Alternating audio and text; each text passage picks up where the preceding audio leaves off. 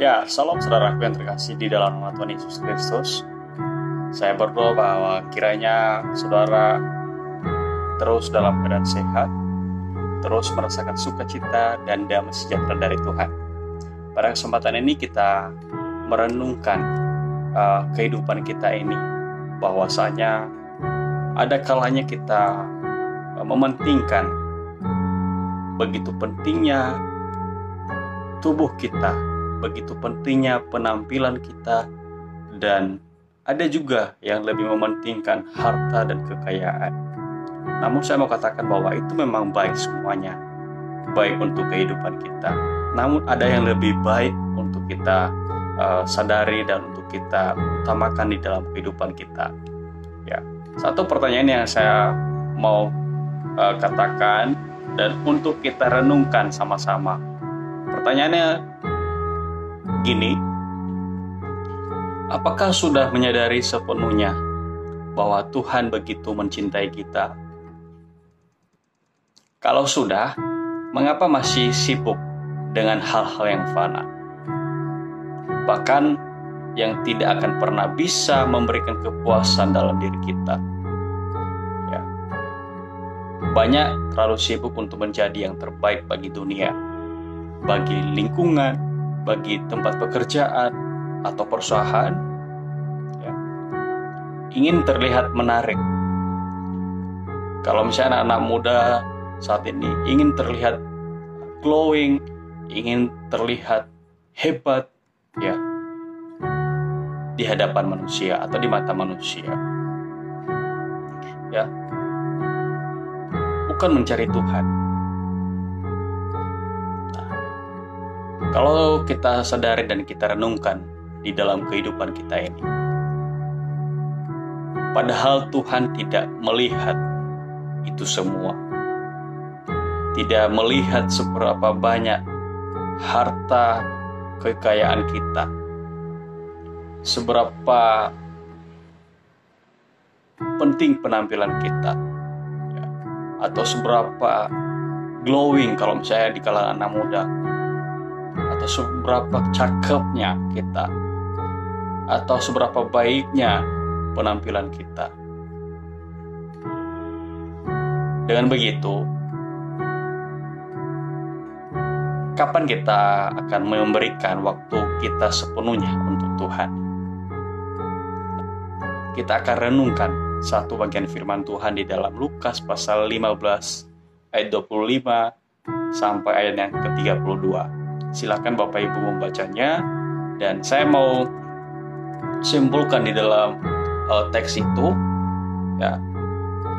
Teks itu mengatakan bahwa ada seorang anak sulung, ya, yang mengumpat, ya, kepada ayahnya, di mana di sana dikatakan bahwa telah bertahun-tahun aku melayani Bapa dan belum pernah aku melanggar perintah Bapa.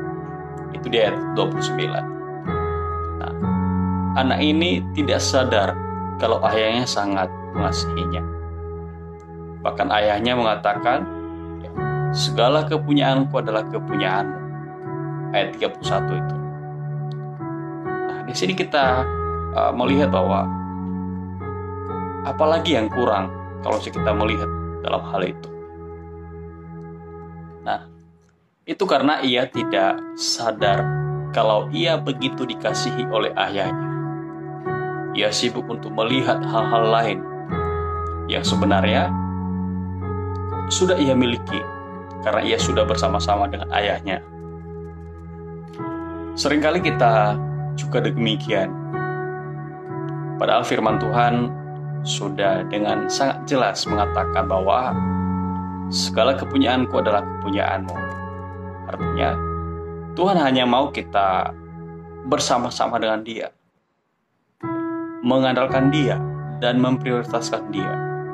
Kita boleh bekerja, berkarir, berusaha, ataupun melayani di gereja. Tetapi,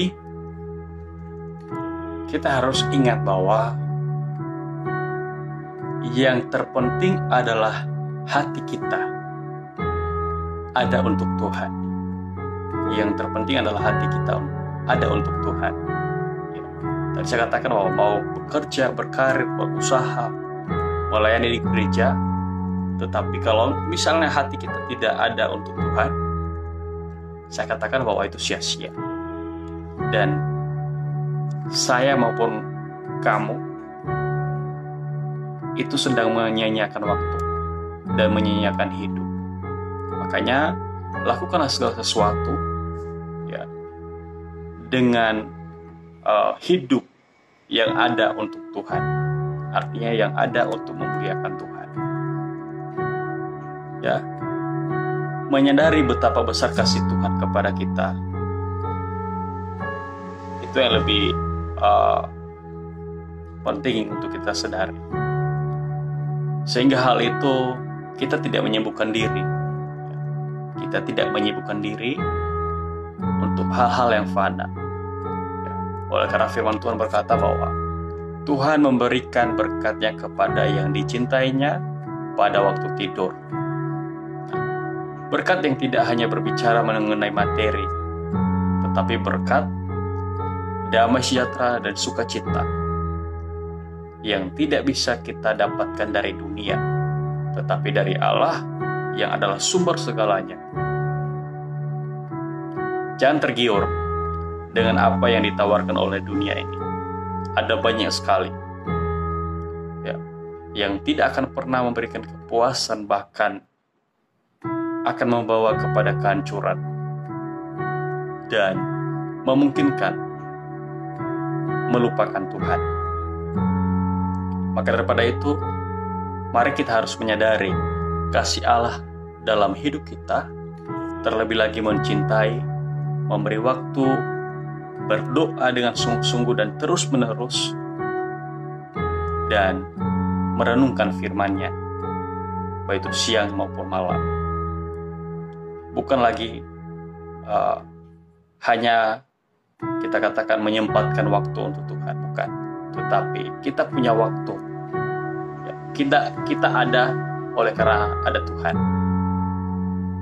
Jadi mari gunakan hidup kita ini, dan mari gunakan waktu dan kesempatan yang Tuhan berikan ini untuk ada ya, melakukan yang Tuhan mau, bahkan ada untuk Tuhan.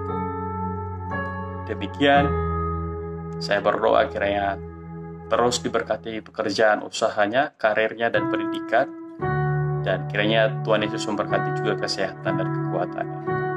Tuhan Yesus memberkati.